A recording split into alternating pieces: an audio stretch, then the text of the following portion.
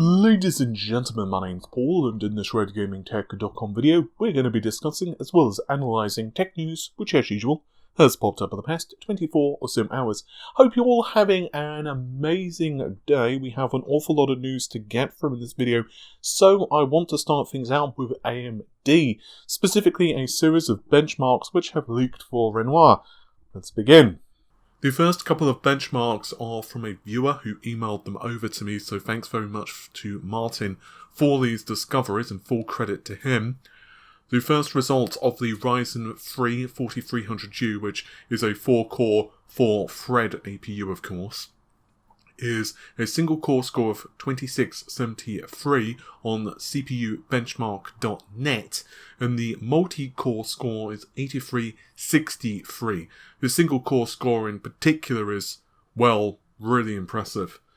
Meanwhile, on Passmark.com, we have a HP laptop which is using 3 GB of memory only. This means, of course, it's running single channel. That's not going to impact the CPU score as much, but the GPU performance is obviously getting absolutely stomped because of lack of bandwidth. Komachi has also found a result on the ashes of the Singularity benchmark database, once again for the Ryzen 3 4300U, 4 cores, 4 threads, and, well, yeah, you can see yourself the results here with a standard 1080p setting. It's scoring 1300 points.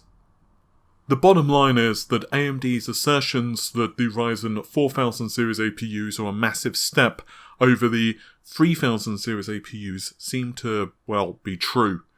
I think that this is not going to replace like high-end laptops or anything like that, but for those who wish to do more casual gaming, play esports titles and so on, it's actually pretty impressive what these APUs are actually capable of. One of the more, quite frankly, puzzling debates that I've seen regarding the next generation consoles isn't which system is going to be more powerful or anything like that regarding the pricing, the release date, but it's whether the visual quality that these consoles are going to usher in is going to be a substantial improvement over what the current generations are capable of. In other words, will we see a significant visual upgrade with the Xbox Series X compared to the Xbox One X, just for the sake of argument? And there are an awful lot of articles floating around that no, people don't believe that that's going to happen. And that to me is just baffling. The good news is Electronic Arts seems to agree with this, and according to a recent conference, the company claimed that the visual fidelity of these next generation systems is going to be a league better compared to what we currently have. So what exactly did EA say regarding the next generation consoles?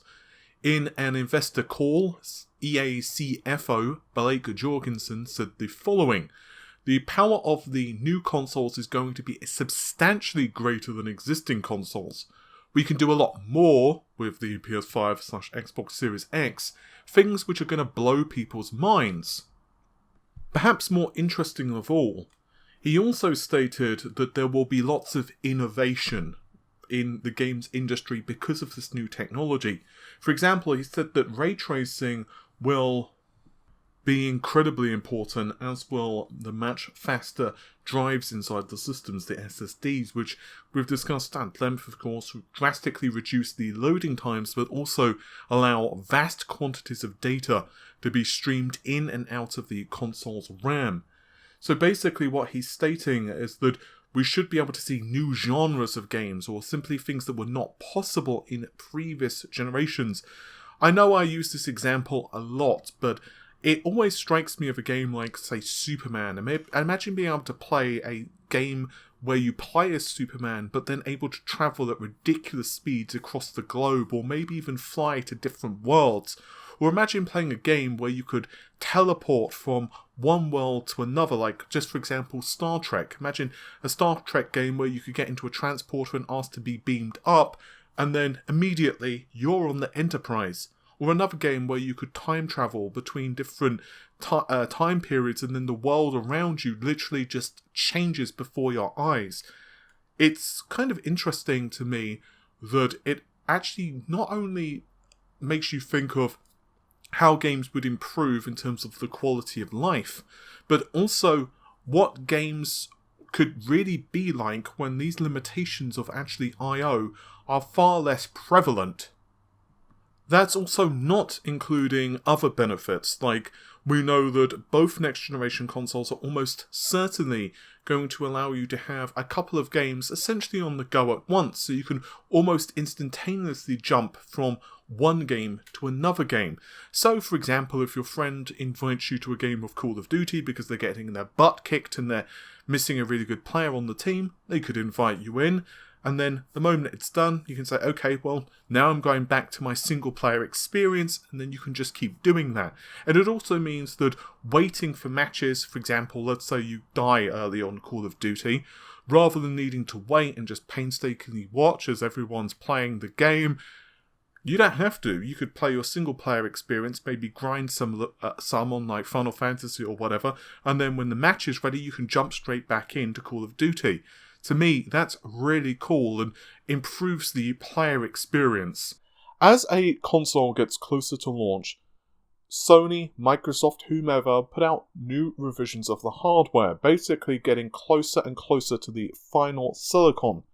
Komachi, for example, for the PlayStation 5, discovered a new revision of OBeron.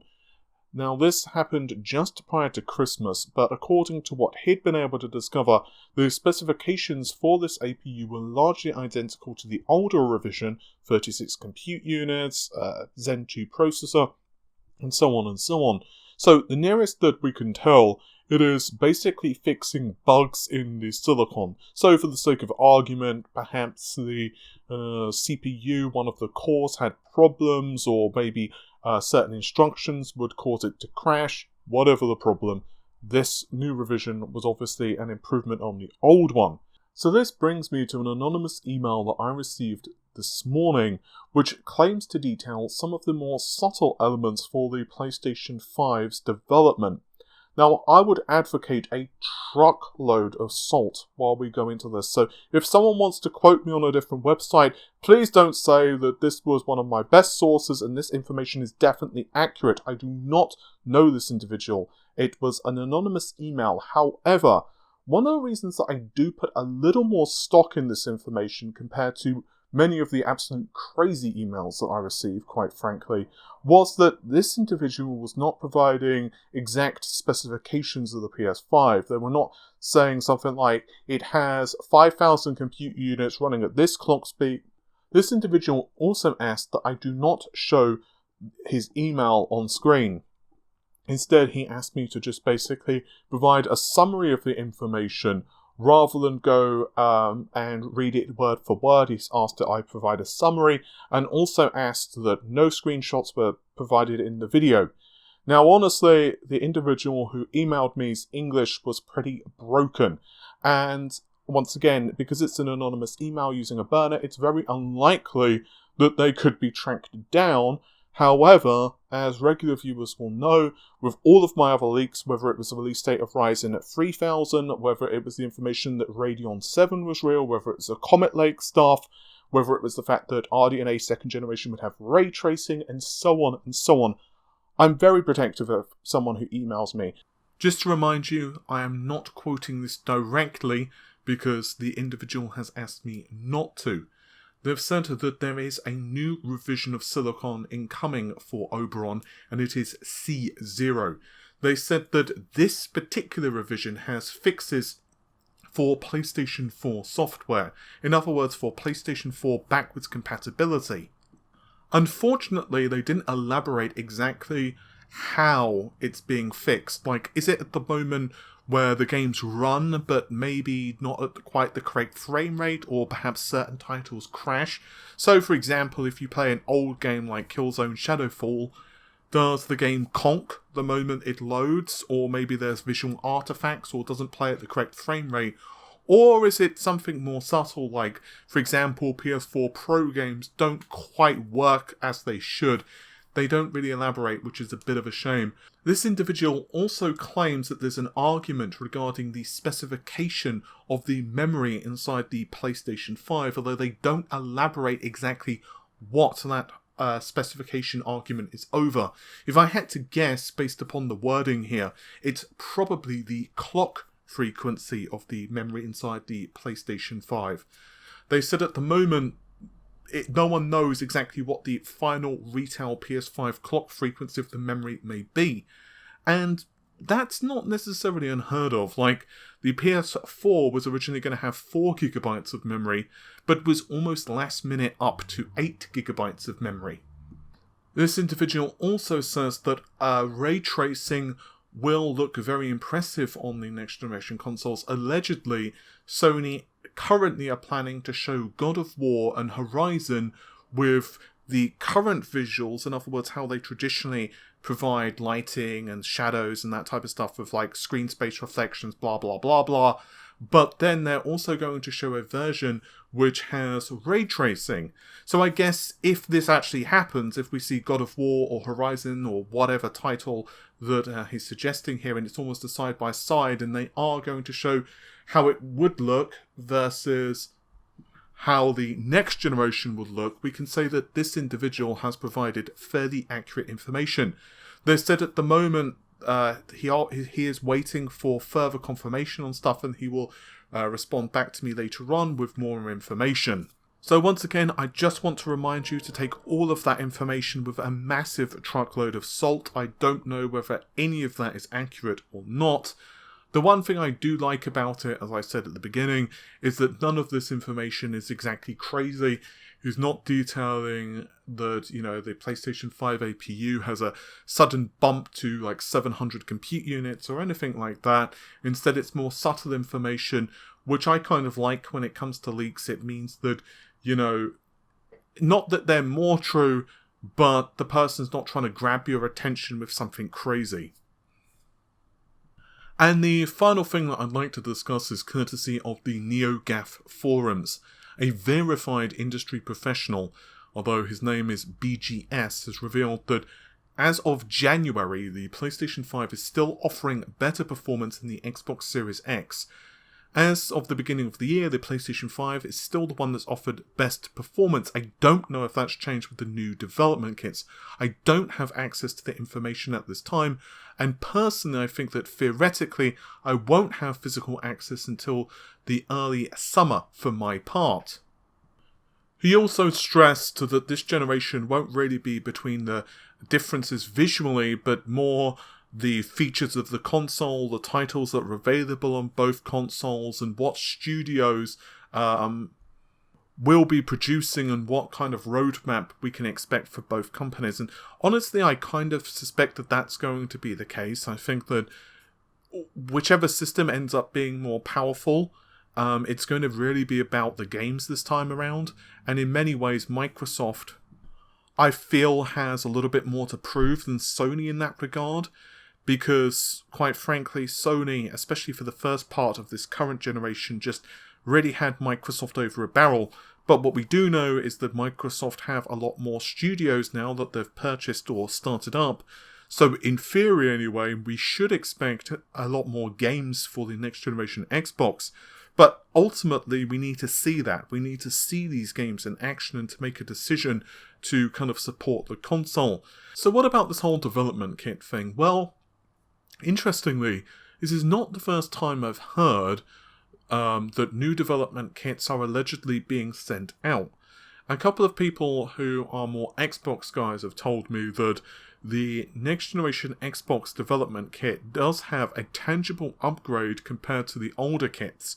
Although, as always with these things, we don't know exactly what the difference is. So, there are several possibilities. One, the development kit that studios have is more of a target spec and isn't actually indicative of final hardware. So for example, the CPU could be a lower clock frequency, the GPU could be a lower clock frequency, maybe it doesn't have all the RAM, or maybe the SSD isn't as fast as it should be. Potentially even, it's just a PC with roughly target spec hardware. Another possibility is that the hardware is kind of close to final, but the software itself is holding it back. We have heard from reports before that the Xbox software has been behind Sony. Also, to my knowledge, at least right now, there has been no lower performance Xbox development kits circulating in the wild. It's only been essentially the Xbox Series X, so there's been no Xbox Series S development kits which have been circulating. I'd be very curious to know whether this is ever going to be released, the Xbox Series S. At this point, I'm probably going to guess no, Microsoft have scrapped the plans, as I recently discussed in the recent APU video. Anyway, hopefully you've enjoyed the video. If you did, then subscribe, of course, for much more content in the not too distant future. You can also leave a like on the video because it helps us out a ton. And for now, I'm going to let you all go. So take care of yourselves. Have a great day. Bye for now.